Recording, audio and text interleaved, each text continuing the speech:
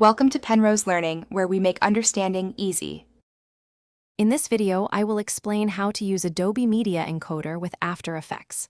First, open your After Effects project and navigate to the Composition menu. Select Add to Adobe Media Encoder queue to send your composition for rendering.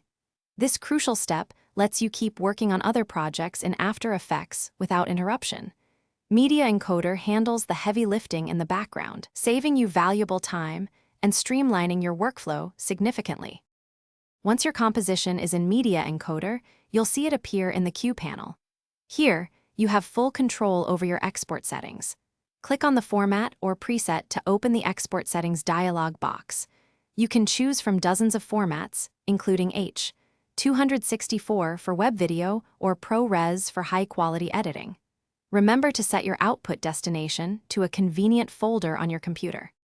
Diving deeper into export settings, you can fine-tune every aspect of your output.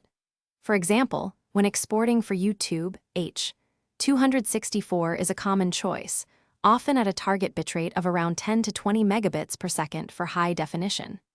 You can also adjust the resolution, perhaps to 1920 by 1080 pixels, and the frame rate, typically 24 or 30 frames per second. Saving these as custom presets will save you a lot of time.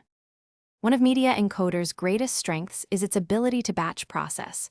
You can add dozens of compositions from various After Effects projects to the queue and render them all at once.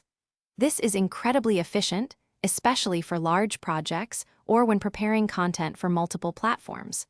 Once all your settings are perfect, simply click the green play button to start the queue. Media Encoder will then work through each item, delivering your finished videos. Thanks for watching. If this was helpful, leave a like and consider subscribing. See you next time.